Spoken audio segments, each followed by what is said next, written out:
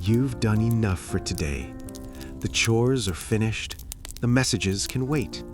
This is your time now to let your thoughts grow quiet, to loosen your shoulders, to simply rest. Just breathe slowly and let the story begin. Get sleepy with the Lord of the Rings.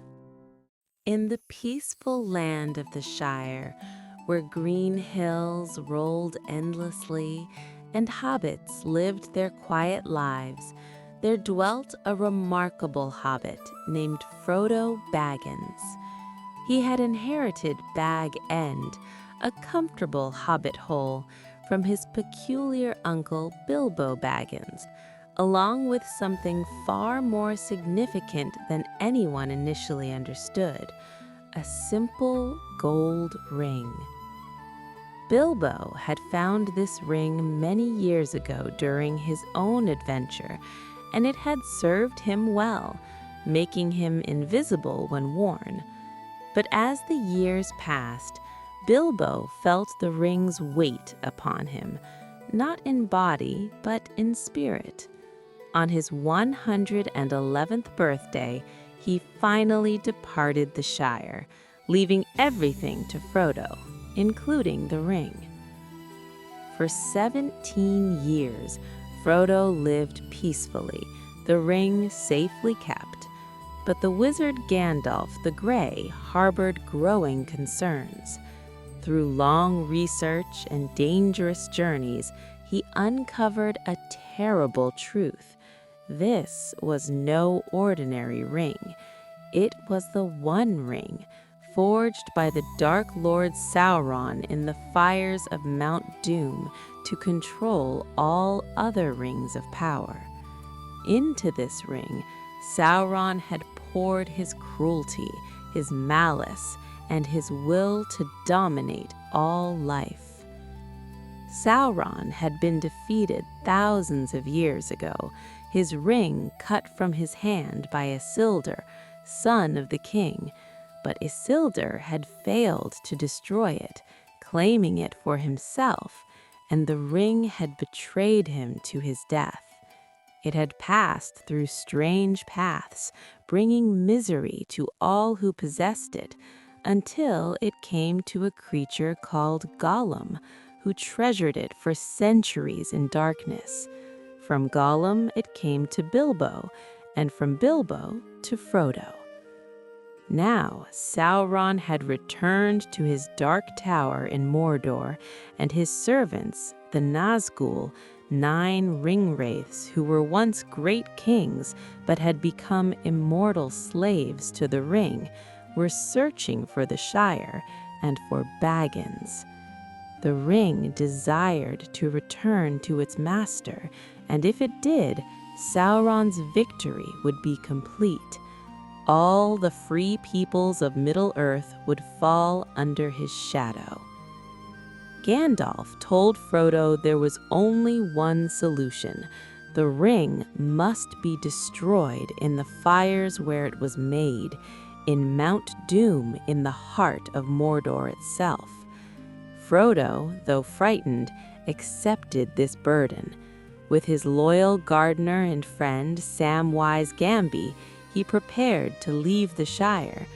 2 other young hobbits, Meriadoc Brandybuck and Peregrine Took, Merry and Pippin, insisted on joining them. The 4 hobbits set out from the Shire, and immediately danger pursued them. The Black Riders, the Nazgul, hunted them relentlessly. These wraiths could not be killed by ordinary weapons and spread terror wherever they went. The hobbits fled through the countryside, aided by the mysterious ranger Strider, whose real name was Aragorn, a descendant of ancient kings. At Weathertop, an ancient watchtower, the Nazgul attacked. Frodo, in desperation, put on the ring to escape, but this only made him more visible to them in their shadow world. The Witch King, chief of the Nazgul, stabbed him with a Morgul blade, a weapon that would turn him into a wraith if not treated. Though wounded, Frodo was rescued by an elf lady named Arwen, who used her power to summon a flood that swept away the pursuing ringwraiths at the ford of Bruinen. Frodo was brought to Rivendell, the House of Elrond, where he was healed. There, representatives of all the free peoples gathered: elves, dwarves, men, and the wizard Gandalf. They held a great council to decide what must be done with the ring. Many courses were debated. Some thought to use the ring's power against Sauron, but Gandalf explained that anyone who wielded it would eventually become corrupted and become a new Dark Lord. Others suggested hiding it, but the ring would always betray its location. The only path was destruction, yet none of the great and powerful wished to take it. Then Frodo spoke quietly, offering to take the ring to Mount Doom himself, though he did not know the way. His courage moved all who heard him. Thus was formed the Fellowship of the Ring, 9 companions to stand against the 9 ringwraiths. The Fellowship included Frodo and his 3 hobbit friends, Gandalf, Aragorn, Boromir, son of the Steward of Gondor, Legolas, the elf prince, and Gimli, the dwarf. The Fellowship traveled south through wilderness and storm. They attempted to cross the Misty Mountains through the pass of Caradhras, but the mountain itself seemed to resist them with avalanches and blizzards. Reluctantly, Gandalf led them into the ancient dwarf kingdom of Moria, though he feared what they might find there. Moria was once the greatest of dwarf cities, but it had fallen to darkness. The dwarves had delved too deep and awakened an ancient evil, a Balrog of Morgoth, a demon of fire and shadow from the Elder Days.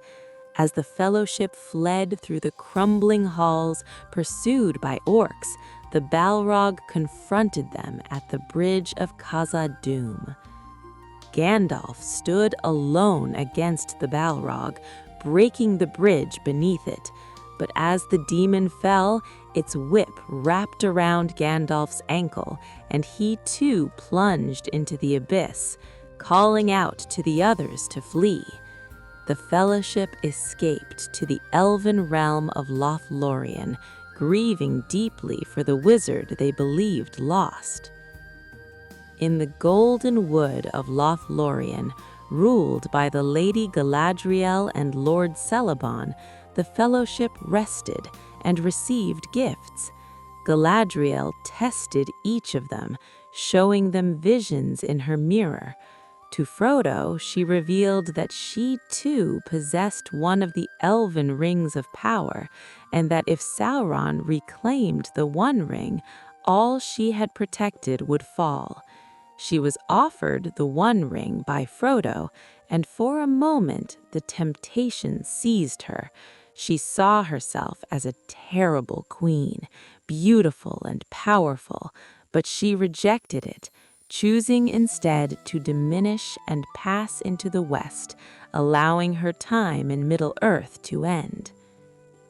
The Fellowship continued down the River Anduin in elven boats, but discord grew among them.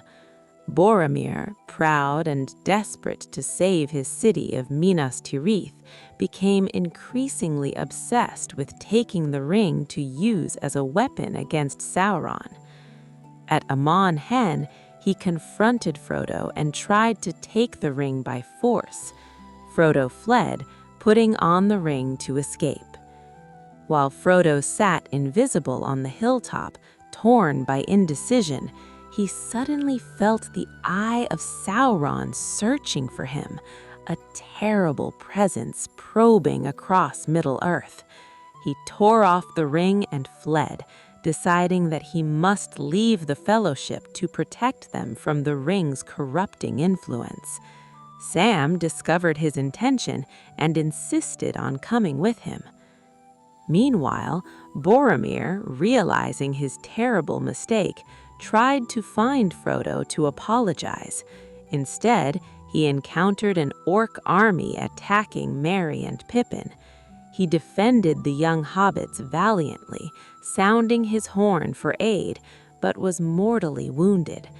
Aragorn, Legolas, and Gimli arrived too late to save Boromir, though he lived long enough to confess his weakness to Aragorn and beg forgiveness. Merry and Pippin were captured by the orcs, and Aragorn faced a terrible choice: pursue Frodo and Sam or rescue Merry and Pippin. Seeing that Frodo had chosen his path, Aragorn decided to hunt the orcs. The fellowship was broken. Aragorn, Legolas, and Gimli pursued the orc band across the plains of Rohan, running day and night. The orcs were taking the hobbits to Saruman, a wizard who had betrayed them and allied with Sauron. Saruman had raised his own army in the Tower of Isengard and sought the ring for himself. The orcs were overtaken and slaughtered by the riders of Rohan, led by Éomer.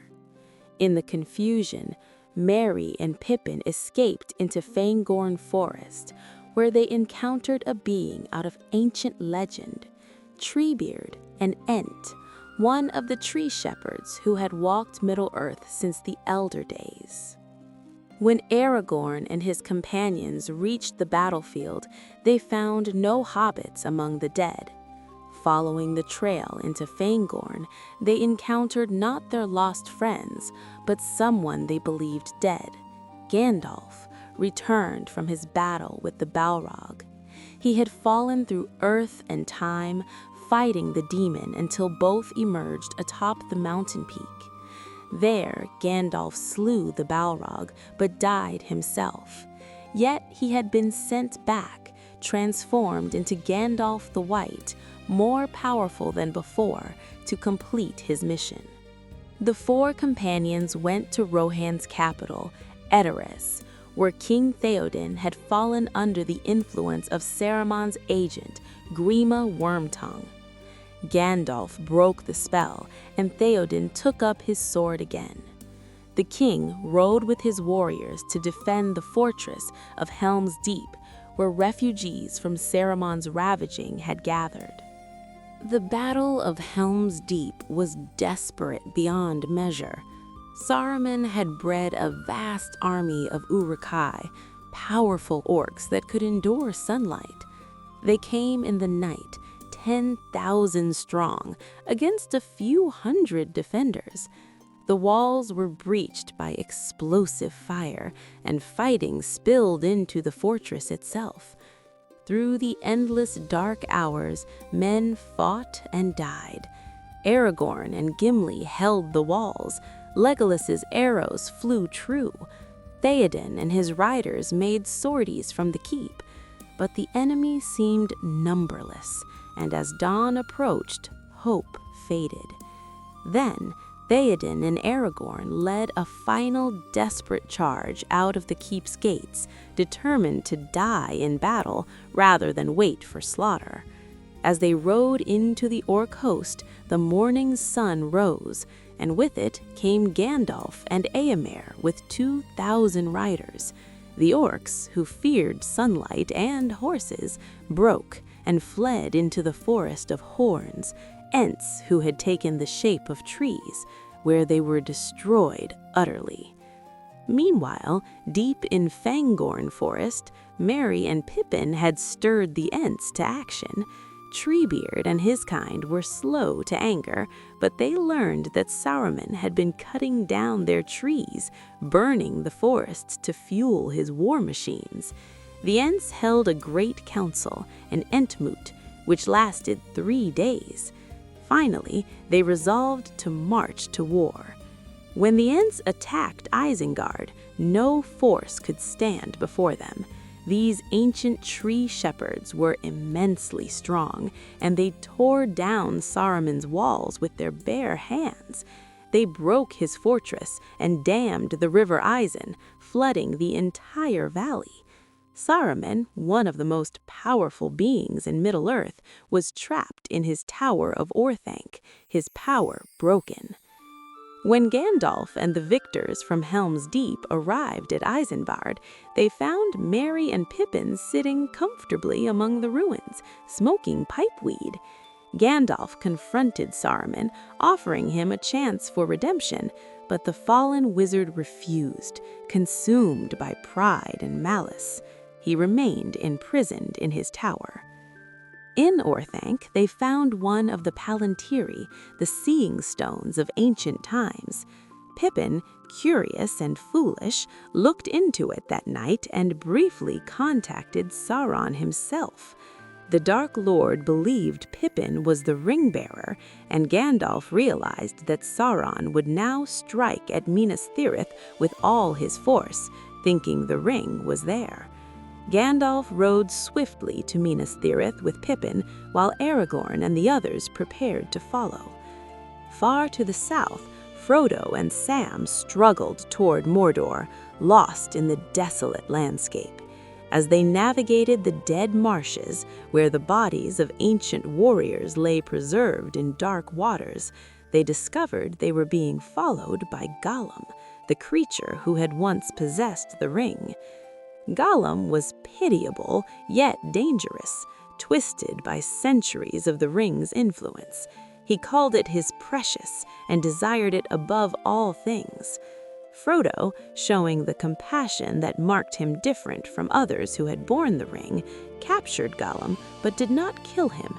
Instead, he made Gollum swear by the ring itself to serve him and guide them to Mordor. Gollum's personality was divided.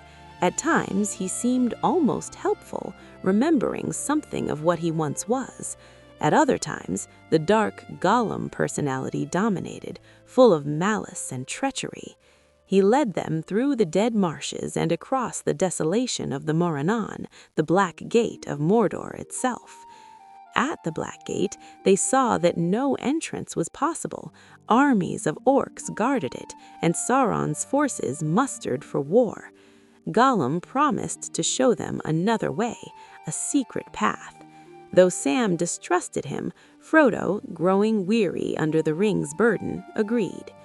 Their path took them through Ithilien, the war-ravaged land between Mordor and Gondor. There they were captured by Faramir, brother of the fallen Boromir, who commanded a company of rangers. Faramir was nobler than his brother, less concerned with power and glory.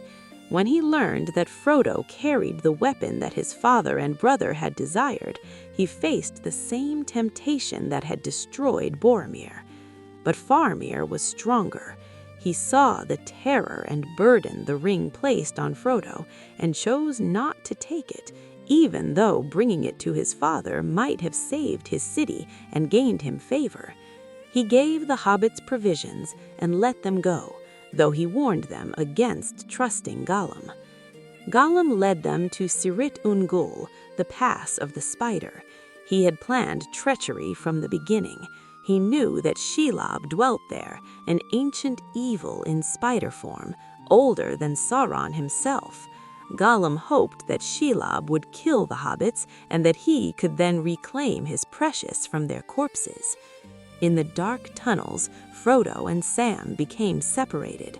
Shelob attacked Frodo, though he fought with Sting, the elven blade, and the light of the Phial of Galadriel. The spider's venom overcame him. Sam found his master lying still, apparently dead, wrapped in webs. In his grief and rage, Sam fought Shelob, a small hobbit, against a monster that had devoured countless victims over the ages. But Sam's courage and a light of the Phial drove Shelob back, wounded and blinded. She retreated into her lair. Sam took the ring, meaning to complete the quest himself. Almost immediately, he felt its power and the terrible temptation to claim it for himself.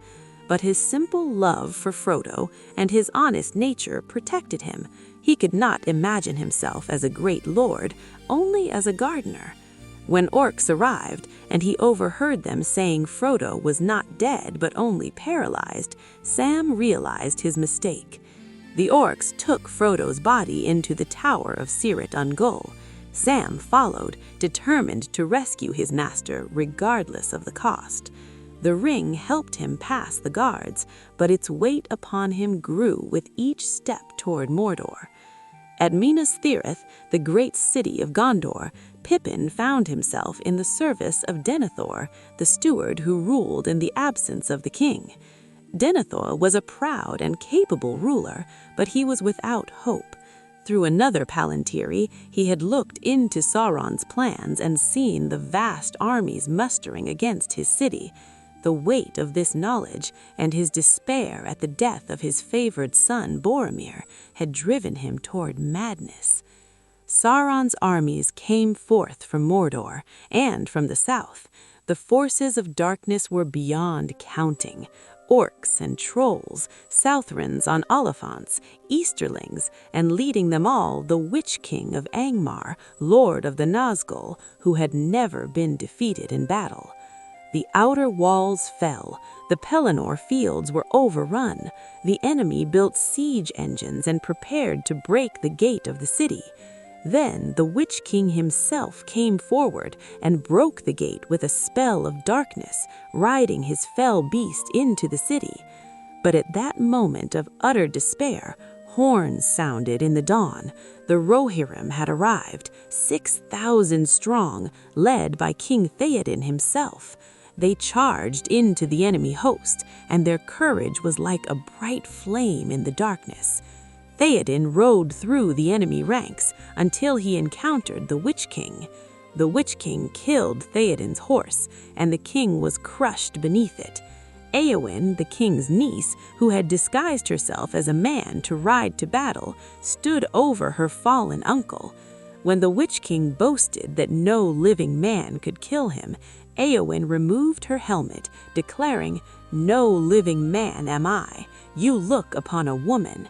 With the help of Merry, who stabbed the Witch King from behind, Éowyn drove her sword into the darkness where the Witch King's face should have been. The greatest of the Nazgul fell, and his power dissipated like smoke. The tide of battle turned, but new enemies appeared from the south. Only the arrival of Aragorn with reinforcements brought from the southern fiefs by the paths of the dead saved the city. For Aragorn had taken that feared road through the mountains, calling upon the oaths of the dead to fulfill their ancient vows. The army of the dead swept the enemy before them, and Minas Tirith was saved. Yet victory came at costly terror. Theoden was dying. Éowyn and Merry were gravely wounded by the Witch King's dark sorcery, and many thousands of warriors lay dead upon the field.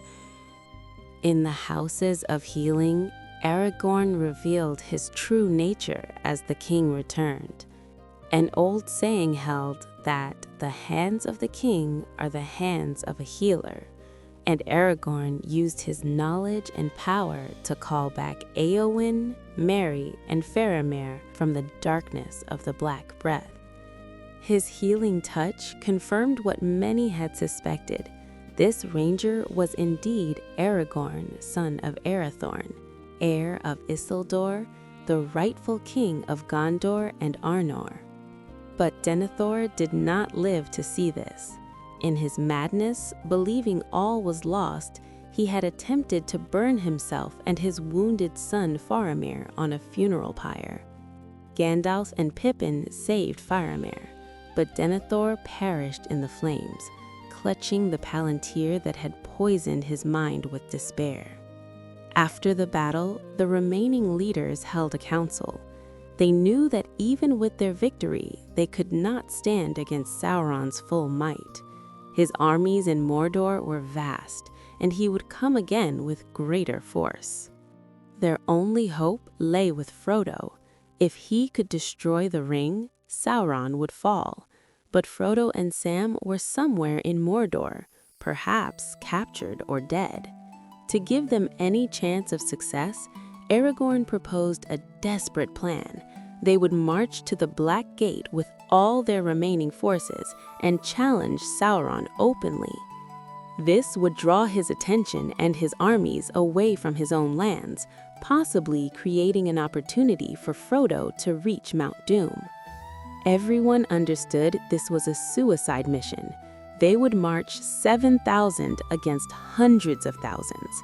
But if there was even the smallest chance of giving Frodo time, they would take it. Thus, the army of the West marched north to the Black Gate.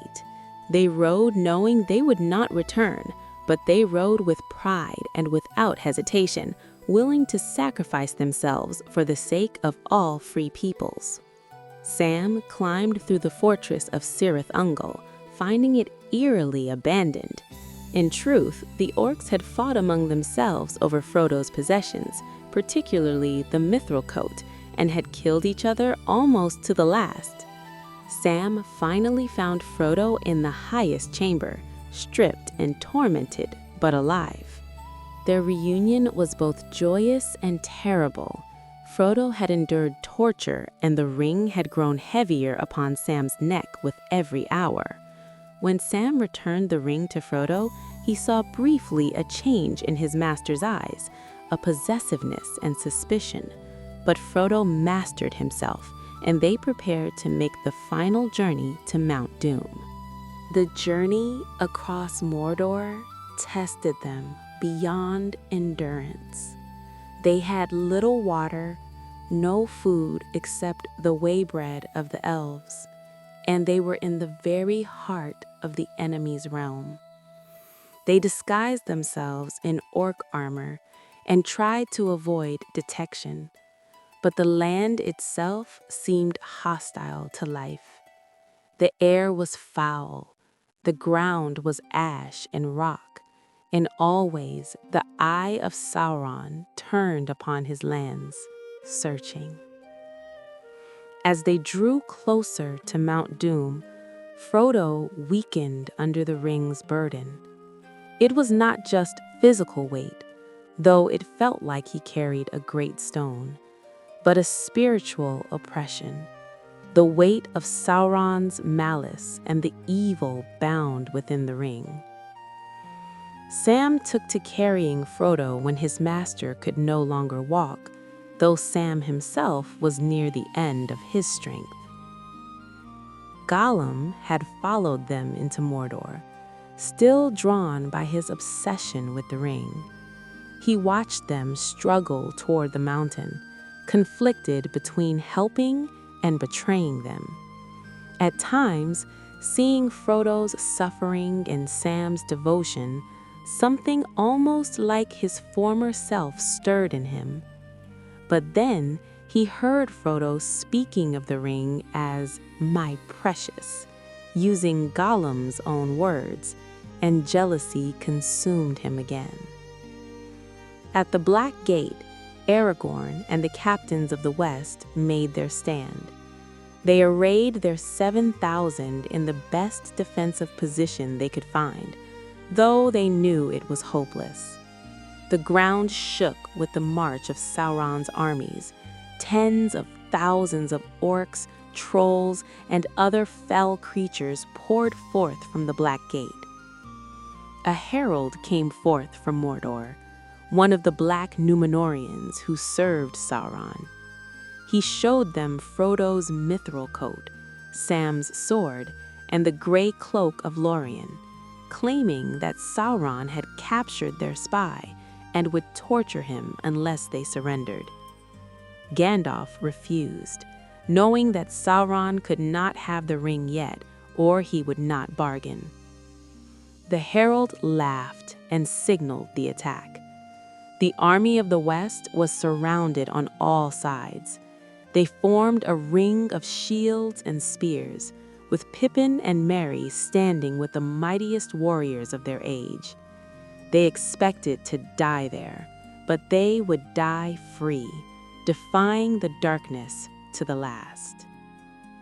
Sam carried Frodo up the slopes of Mount Doom, past orc patrols, through fields of ash and choking fumes. The volcano rumbled and spat fire.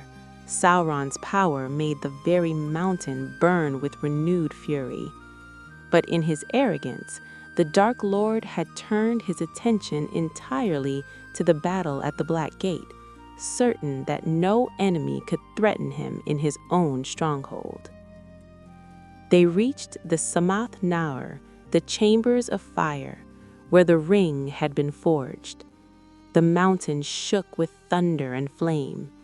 At the entrance, Gollum attacked them one final time, mad with desire for his precious. Sam fought him off, and they stumbled into the chamber. Before them was the crack of doom, a great fissure in the mountain's heart, where the fires of earth burned with primal heat. This was the only place in all of Middle-earth where the ring could be unmade. Frodo stood at the precipice, the ring on its chain around his neck, needing only to cast it into the fire. But in that moment, all of Frodo's strength failed him. The ring's power at its place of making was overwhelming. Everything Frodo had endured, every step of the journey, every wound and suffering, and above all, the accumulated weight of the ring's malice, had worn him down beyond recovery. Where stronger beings, wizards, elves, great warriors would have claimed the ring instantly, Frodo had carried it across half the world. But now, standing at the moment of victory, he could not let it go. "I have come," Frodo said, "but I do not choose now to do what I came to do. I will not do this deed. The ring is mine." He put it on and vanished. Instantly, Sauron understood. His eye turned from the battle to his mountain. His terror and rage shook Mordor like an earthquake. The Nazgul, which had been attacking the army of the West, turned and flew toward Mount Doom. Sauron's will focused entirely on his tower and his mountain, and his armies faltered as his attention left them. But Gollum had followed them into the chamber. When Frodo put on the ring and vanished, Gollum attacked, biting off Frodo's finger to reclaim his precious. Then Gollum danced in mad joy, holding the ring aloft, and stumbled backward over the edge, falling into the crack of doom. The ring was unmade in the fires of its creation. Sauron's power, which had been bound into the ring, was destroyed. His tower fell, his armies scattered, and his spirit was diminished to a shadow that would never again take form. The Dark Lord was defeated, not by strength of arms, but by the unexpected intervention of the creature who had once been corrupted by the ring's power. As Mount Doom erupted and began to destroy itself, Sam and Frodo faced death on the mountain. They could not escape. The rock was breaking apart beneath them, and lava flowed around them. But they held each other, master and servant, friends to the end, and were content that the quest was complete. Then Gandalf came with the eagles, the great birds who served the Valar. They swept down through fire and smoke, plucking Frodo and Sam from the ruin of Mount Doom, just as the mountain destroyed itself. They bore the hobbits to safety, while all Mordor collapsed into chaos behind them. At the Black Gate, the army of the West saw the tower fall and the enemy host dissolve into panic. Orcs fled or fell growling, trolls went mad, the men of the East and South threw down their weapons. Victory had come from a source they could not see, from the courage of two small persons who had walked into darkness so that others might live in light. In the days that followed, the scattered kingdoms were reunited under Aragorn, who was crowned King Elessar. He wed Arwen, daughter of Elrond, who chose mortality for love of him. The age of the elves was ending, and most of them sailed into the west, but Arwen remained to share Aragorn's fate. Frodo and Sam were honored beyond measure, though Frodo bore wounds that would never fully heal. His finger was gone, the Morgul blade's poison still troubled him, and the weight of having borne the ring left a mark on his spirit. Sam, practical as always, was more concerned with returning home to the Shire and his garden. The hobbits traveled home in the company of Gandalf. Along the way, they stopped at Isengard and found that Saruman had been released by the Ents. The fallen wizard, full of malice but without power, walked the roads nursing his hatred. When the hobbits returned to the Shire, they found it much changed.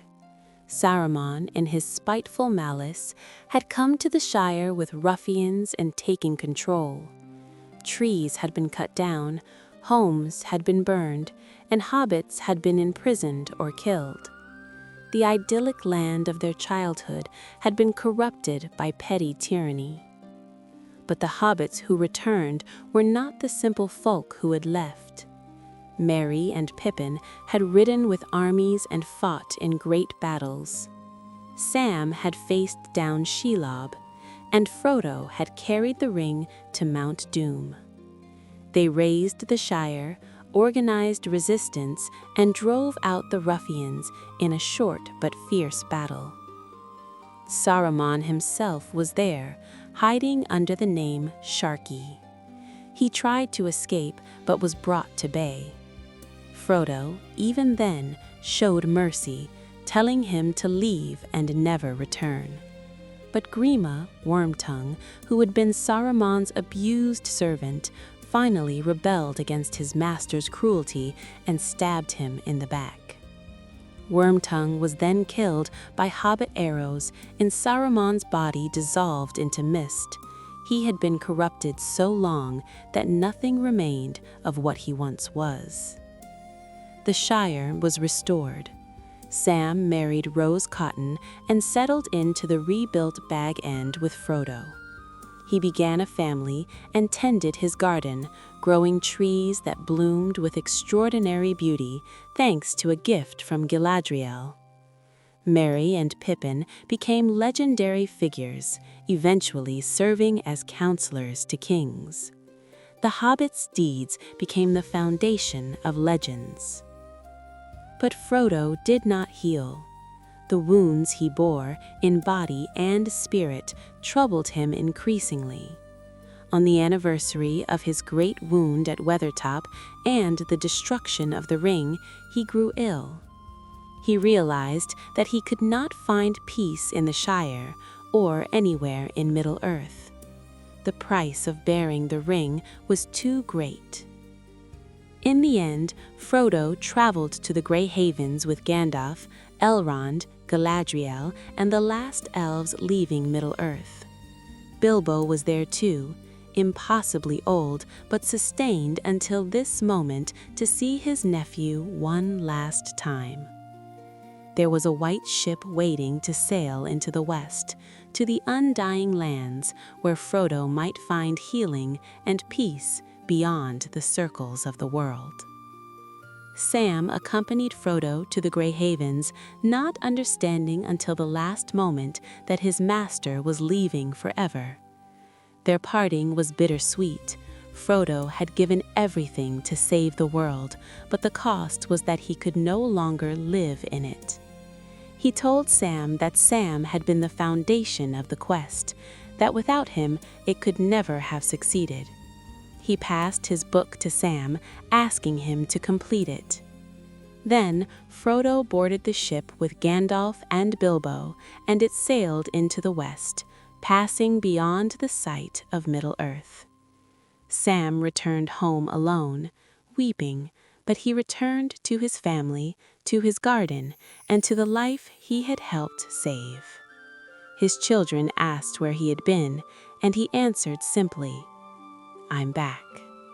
The years turned into decades and then centuries. The age of the elves ended, and the age of men began. The great deeds of the War of the Ring passed from living memory into legend, and from legend into myth. The hobbits of the Shire lived peacefully, not remembering that their simple land had once been saved by 4 of their own who had walked into darkness. Sam raised his children and told them stories of the old days. He served 7 terms as mayor of the Shire, honored by all. After his beloved Rose died, Sam, in his old age, took ship as the last ring-bearer, following Frodo into the west, for he too had briefly borne the ring. Merry and Pippin lived to great age and were eventually laid to rest in Gondor, in the House of Kings, honored as heroes of the realm. Legolas and Gimli, who had become the closest of friends despite the ancient enmity between elves and dwarves, eventually sailed together into the west, Gimli being the only dwarf ever to be granted that privilege through the grace of Galadriel. Aragorn ruled long and well, and under his reign the kingdoms of men flourished as they had not since ancient days. When at last he chose to lay down his life, after more than 200 years, Arwen remained behind, walking once more in Lorien, where she had lived in her youth, until she too passed into the twilight, the last of the great people of the elder days. The ring was destroyed, Sauron was defeated, and the free peoples of Middle-earth had won their freedom. But that freedom came at a price. The magic was leaving the world. The elves departed, the wizards passed away, and the enchantments of the ancient days faded into the common lights of a newer, more ordinary world. Yet the tale endures. It reminds us that even the smallest person can change the course of the future, that friendship and loyalty are stronger than power, that mercy and pity can lead to salvation, and that the greatest acts of heroism are often performed by those who never sought glory, but simply did what they felt was right, despite their fear, despite the cost, despite knowing they might not return home. In the Shire, in the gardens that Sam planted, trees still grow that bear extraordinary flowers. And in quiet evenings, when the stars come out and the world seems peaceful, it is easy to imagine that somewhere, in a land beyond the circles of the world, Frodo has at last found rest, and that his sacrifice was not in vain.